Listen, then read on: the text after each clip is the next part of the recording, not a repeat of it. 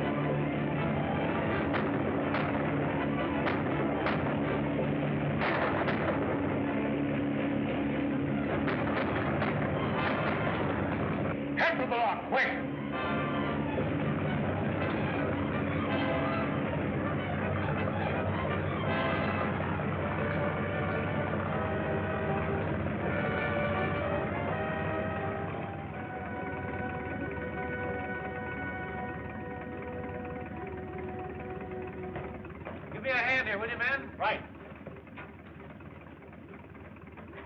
Take it easy.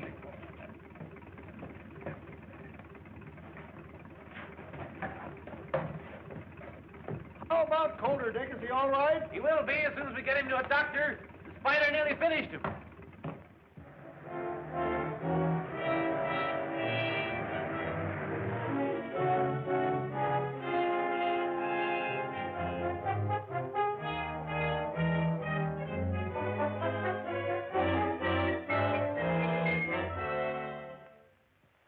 Bring them in my office, Carter. We'll interview them here.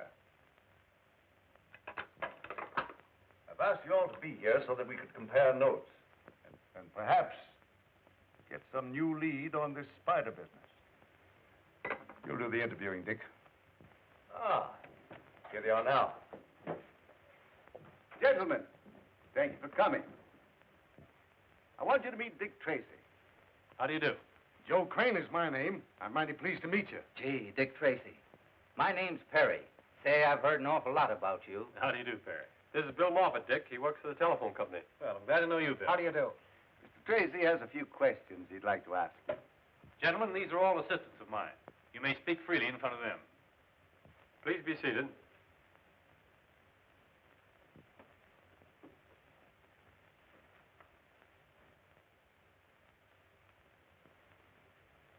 Mr. Crane, you are a conductor on the P&M Railroad, are you not? Yes, sir. I understand that some months ago you witnessed a strange meeting which took place on board a train. Would you mind telling us about it? Well, it was a late train pulling out of the P&M station for Los Angeles.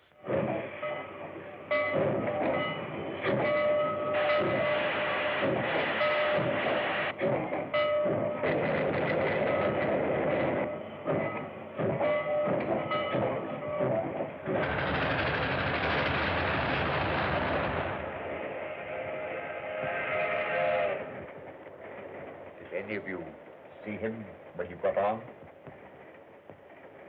Perhaps the rest of you know why you're here. Perhaps you're afraid of him. Well, I'm not, nor do I consider him useful to me. We understand each other. We're organized. What good is he to us? Maybe he will have something to say about that when he comes. Suppose he does. He's not here. And what if he were? Are we sheep that we follow him blindly? Man isn't human. Nah. I don't think he's on the train.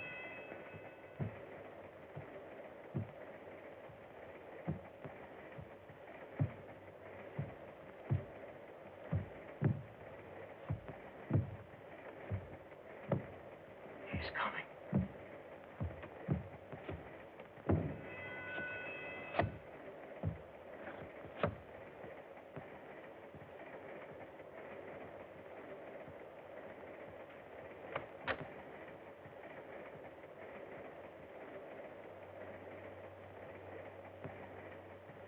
Well, gentlemen.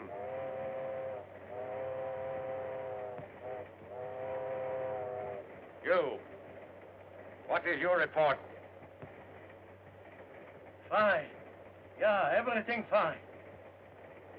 Patrono. Fine, Chief, fine. Everything's okay. My affairs are in excellent shape. You wish to hear what I have to say? Then listen. I'm through with you. The rest might be yellow and lick your boots, but not me, not me. I'm not afraid of you, nor of anything you can do.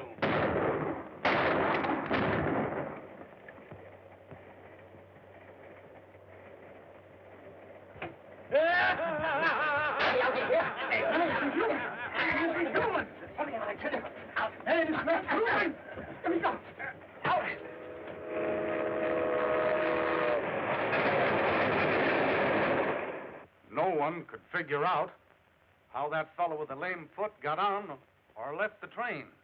The man with the lame foot is the man we want. He is undoubtedly the head of a powerful organization. The spider ring. Mr. Perry, tell us what you know. I deliver milk, Mr. Tracy. I had just started on my route early in the morning, before sunrise. I noticed a man who acted crazy. He seemed scared of something. He was trying to get away.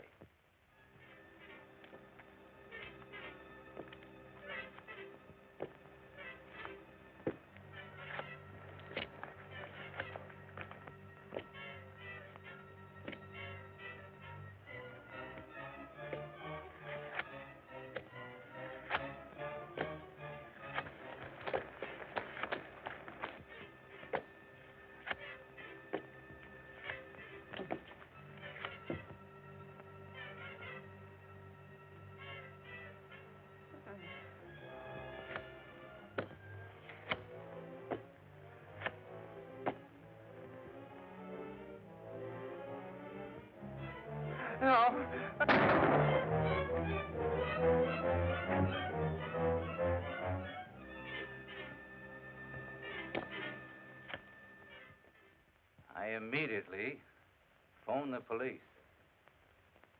But the man was dead. That spider mark had actually burned into his skin. The lame-footed man again. Some sort of a fiend who brands his victims with a spider mark before killing them. Ellery Brewster was killed that way.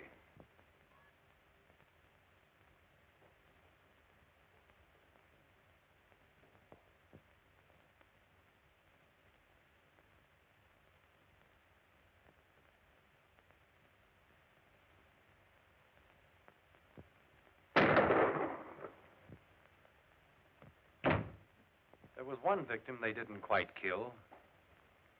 Steve, remember Death Valley Johnny? Steve and I suspected the spider ring was after Johnny. You have a gentleman registered here by the name of Death Valley Johnny. I should say we have. He's right over there in the midst of all those reporters. You can't miss him. Wait a minute, boys. Will you have a cigar? Why, certainly. Will we have a cigar? You're a great guy, Johnny. Will I give you the headlines, or will I give you the headlines? That's all right. Fill out, partner. Hey, don't forget to print the best one. Hello, boys. Have a cigar. No, thanks. I don't use them. You? No, thanks. I smoke a cigarette. Oh, cigarettes, eh? Well, sit down and let's have a powwow. No, we don't mind if we do. Don't mind if I smoke. No, go right ahead. Help yourself. All right. What newspaper are you boys from? We're not from any newspaper. I'm Dick Tracy, Federal Bureau of Investigation. This is my assistant, Steve Lockwood. Well, what brings you here calling on me? We're here in your interest. We have reason to believe a certain criminal ring may cause you trouble. Yeah. Listen here, young man. I've guarded the whereabouts of that mine for nigh on to 20 years. And no hombre's going to get it away from me. Besides, the gold won't be mine after 10 o'clock tonight. I'm selling out. Does anyone besides yourself know where the gold is? No, sir. I kept the secret of that mine in my head. And I ain't going to open my yap until those jewelers sign on the dotted line. Jewelers? Yes. I'm selling out to a big firm of New York jewelers.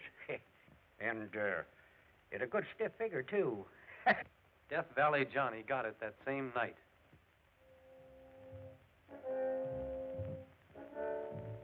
Now, sir, I suppose you won't mind disclosing the whereabouts of your hidden mine. I suppose the specimen gold is kept there. Yep.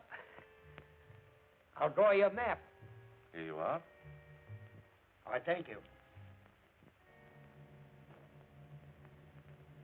Ain't no trick in finding it once you get on the right track. There. That ought to be plain and simple like. That will be fine.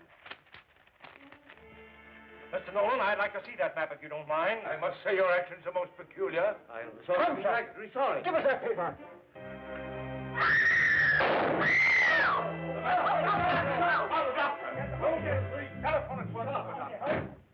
Death Valley Johnny didn't die.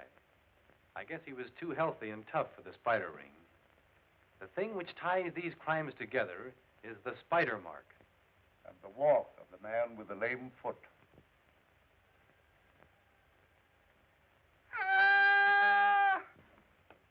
What's the matter, Mike? I seen a spider. And now, Mr. Moffat, tell us what you know. Yes, sir. I was sent by the telephone company to trace a bum connection.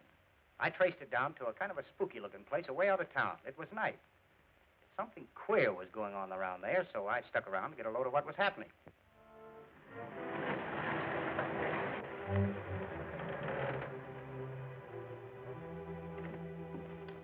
Is he still alive? Bring him inside, quick.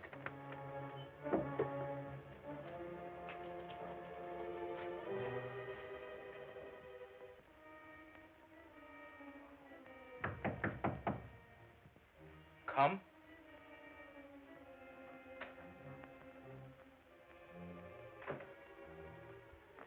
I have a report for the lame one.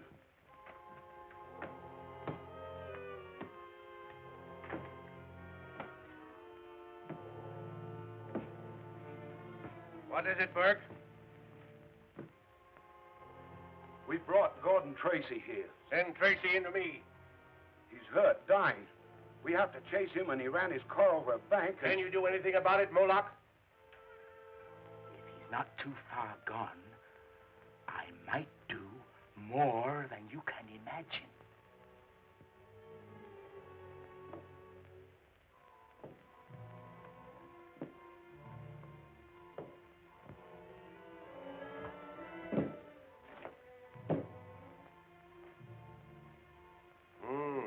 His condition seems critical.